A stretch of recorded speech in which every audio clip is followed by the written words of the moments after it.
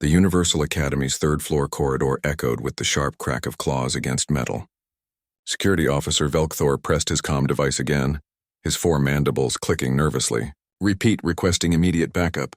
Two crushed juveniles unresponsive to sedation protocols. Through the observation window, the classroom had become a war zone. Desks lay overturned, their polymer surfaces scored with deep gashes. In the center of the chaos stood Kor and Tavi, the two young creche who had been model students until 5 minutes ago. Their obsidian scales rippled with bioluminescent warning patterns, and their triple-jointed jaws hung open, displaying rows of serrated teeth that could shear through combat armor. Between them and the security team huddled 23 terrified students of various species, pressed against the far wall. All except one. Arya stood near her desk, perfectly still, her small human frame appearing impossibly fragile compared to the predators. She had been reviewing her xenobiology notes when the cubs' emergency response had triggered some buried instinct from their savage homeworld that even domestication hadn't fully erased. Now those same notes lay scattered at her feet, forgotten. "Miss Winters, please evacuate with the others," Velkthor called through the intercom, his translator rendering his clicks into standard. "We cannot guarantee your safety." Arya didn't respond. Her brown eyes tracked the cub's movements with an intensity that made Velkthor's secondary heart skip. She wasn't looking at them with fear. She was reading them. Kor lunged at the door again, and the reinforced barrier shuddered. The cub was barely 3 cycles old, equivalent to an 8-year-old human, but already massed 200 kilograms of pure muscle and fang. Beside him, Tavi circled, her tail lashing patterns in the air that Velkthor's combat training identified as pre-attack behavior. "Tranquilizer darts ineffective," another officer reported. "The juvenile's metabolism is burning through the compounds too quickly. Sir, protocol suggests we escalate to—" "Absolutely not," Velkthor snapped. "They're children, not enemy combatants."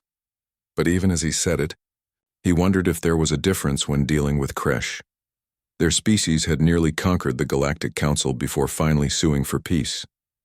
Taking their young for education had been part of the integration treaty, but incidents like this made many question the wisdom of that decision. Inside the classroom, something changed. Arya took a step forward. "No." Several voices shouted at once. From the security team, from her fellow students, even from the teaching assistant who'd triggered the emergency alert. But Arya kept walking, her movements slow and deliberate. Kor's head snapped toward her, and his growl dropped into a frequency that made the windows vibrate. Tavi crouched lower, her hunting stance perfected through millions of years of evolution. Every species-specific analysis Velkthor had ever studied said the same thing. Humans were prey, soft, slow, fragile prey that had somehow stumbled into spacefaring technology, despite having no natural advantages whatsoever. Arya raised her hand, not in a wave or a defensive gesture. She simply lifted it, palm outward, fingers loose and relaxed. And she stopped walking, just stood there, her hand raised, making herself small and still. Kor's growl faltered. His luminescent patterns flickered, cycling rapidly through colors Velkthor had never seen.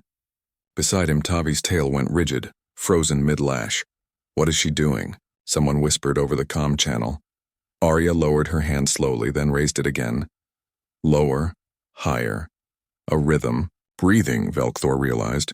She was showing them her breathing, making herself visible and predictable. The cubs watched, transfixed. Then Arya did something that would be studied in xenopsychology courses for decades.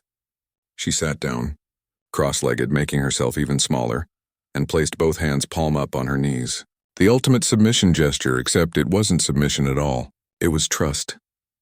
"The human is insane," Velkthor's second-in-command muttered. Kor took a step toward her, then another. His massive head lowered until his snout was inches from Arya's face. One snap of those jaws could end her life in less than a heartbeat. Everyone in the corridor held their breath. Arya didn't move, didn't flinch. She looked directly into Kor's eyes, something most species knew never to do with a creche, and she smiled. Not a baring of teeth like a threat display, but a soft human smile that somehow conveyed warmth even across the vast gulf of evolutionary difference. Kor made a sound.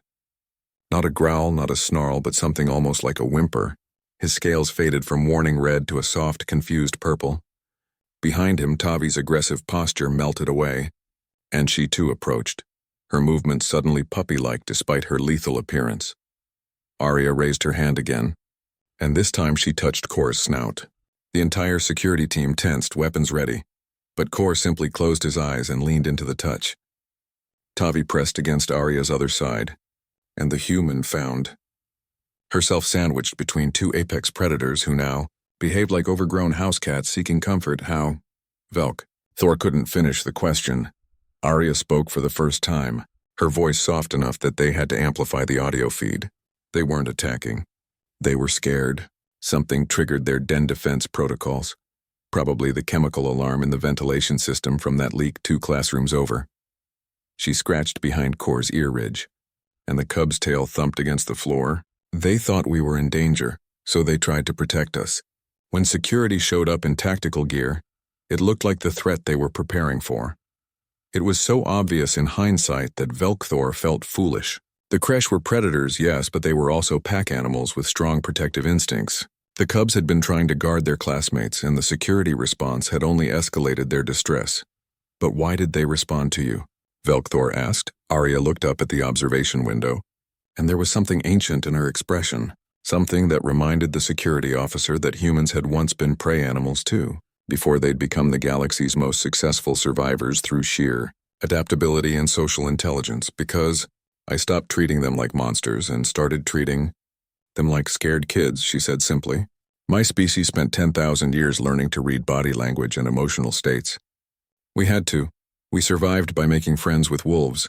She stood slowly and the cubs followed, now completely calm. Kor nuzzled her shoulder while Tavi made a purring sound that seemed impossible from such a dangerous creature.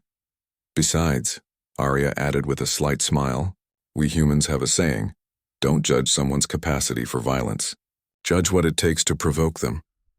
She looked down at the cubs with genuine affection. These two have been perfect students for 3 months. Today something scared them badly enough to override their training. That's not a failure of their species, it's proof they're still learning to navigate a universe that's much more complicated than their instincts prepared them for. Velk. Thor deactivated the security lockdown, and medical teams rushed in to check the students. But as he filed his report later that evening, he found himself revising several of his assumptions, not just about the Kresh, but about humans too. The galaxy had initially dismissed humanity as physically unremarkable, but perhaps their true strength wasn't in claws or armor or venom. Perhaps it was in their uncanny ability to build bridges across the vast chasms between species, to find common ground where none should exist, and to extend empathy even to those who seemed most alien. In a universe of specialized predators and prey, humans had somehow become the universal translators, not of language but of emotion and intent. And that, Velkthor realized, might be the most dangerous ability of all, or the most necessary. The next day, Arya returned to class with Kor and Tavi at her side, and no one questioned why the cubs had chosen to shadow the small human student. Some bonds, it seemed, transcended species, and some species, despite all odds, were born to forge those bonds. Humanity, fuck yeah.